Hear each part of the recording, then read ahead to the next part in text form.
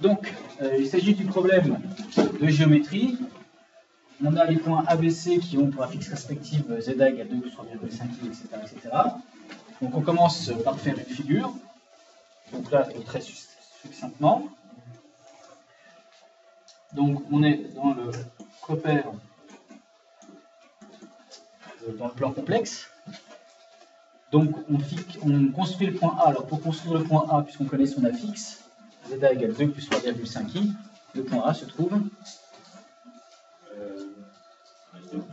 Voilà, il a comme coordonnées 2 et 3,5. Donc 2 en abscisse et 3,5 en ordre 2.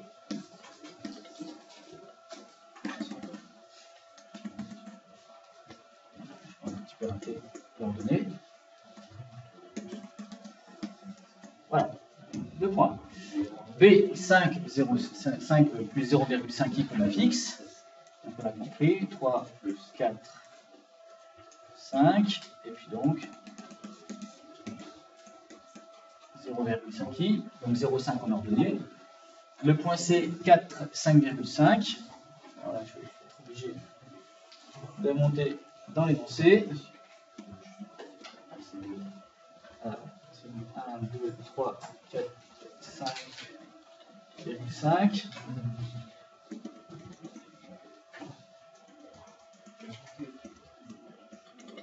Voilà.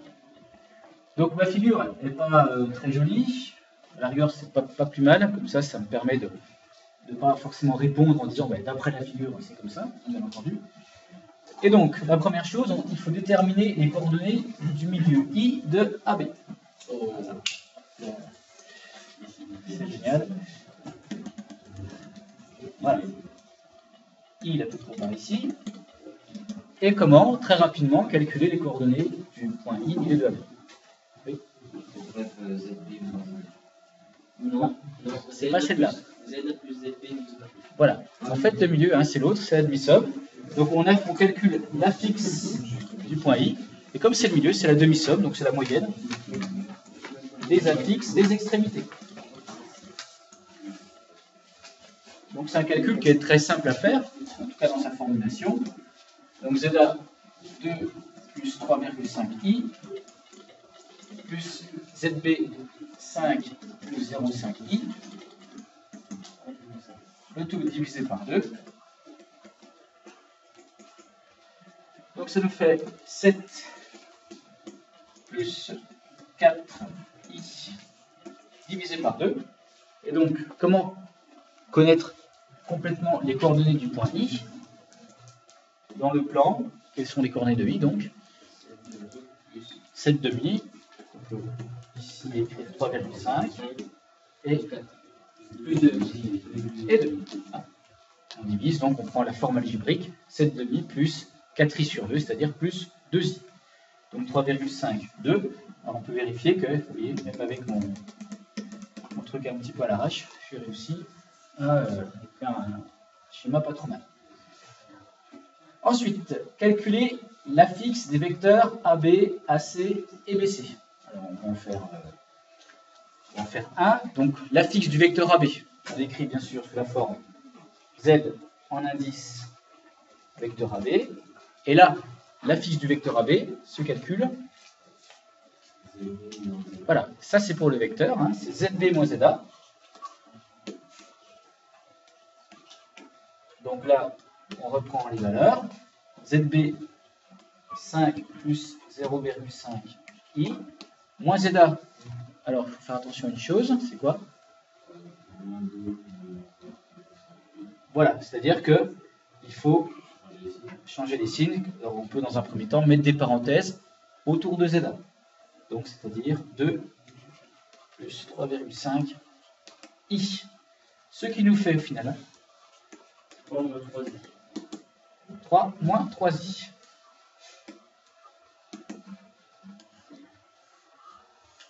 Alors, comment on peut graphiquement lire cet affixe 3 moins 3i pour le vecteur AB? Comment ça va se passer? Oui. Voilà, en fait, on dessine le vecteur AB. Et en fait, le vecteur AB, si je veux lire graphiquement ces coordonnées, je regarde, je pars de A pour aller vers B, je regarde comment je me déplace. En fait, on fait une somme de vecteurs, mais de manière un petit peu pragmatique, on va regarder comme ça.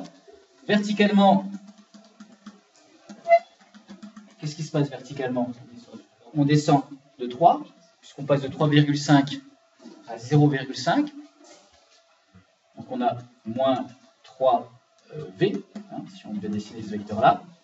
Et puis, horizontalement, on se déplace de 2 à 5, donc de 3. Là, 3 vecteurs U. Et donc à partir de là, les coordonnées du vecteur AB, graphiquement, on les lit simplement, elles sont, ces coordonnées, 3 et moins 3. On commence toujours par l'abscisse, enfin la première coordonnée du vecteur, pardon, c'est la coordonnée qui est liée au déplacement horizontal, c'est-à-dire collinéaire au vecteur U. Donc c'est 3 et moins 3. Bien voilà, 3 ça correspond bien à la partie réelle, moins 3 correspond bien à la partie imaginaire. Donc on retrouve dans la fixe du vecteur AB, on a les coordonnées du vecteur AB de la même manière que dans la fixe du point A, par exemple, 2 plus 3,5i, eh bien on a les coordonnées du point A, donc, qui sont 2 et 3,5.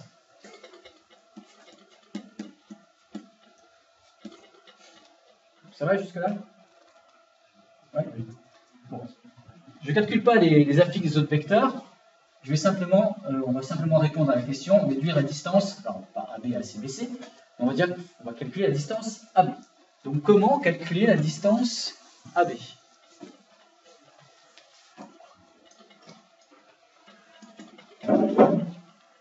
Alors, donc là ça empiète un petit peu sur le morceau, une toute dernière chose qu'on a vue en cours, que vous avez déjà vu normalement. On calcule le module de...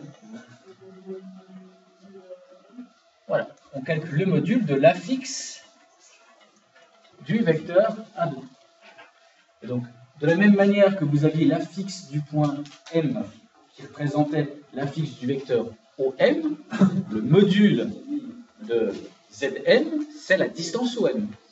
Et ici, vous avez la même chose, mais avec le vecteur AB, l'affixe du vecteur AB a pour module la distance AB.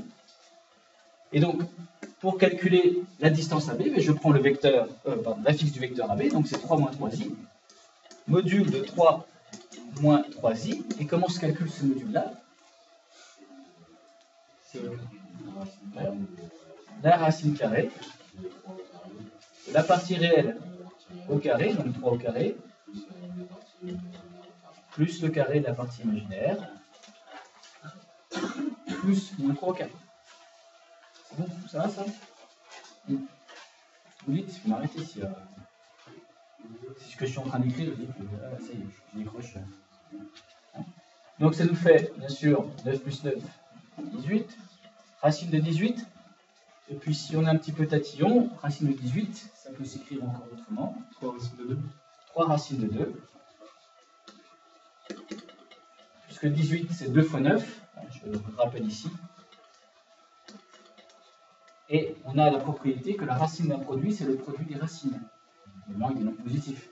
Racine de 9, c'est 3 fois racine de 2.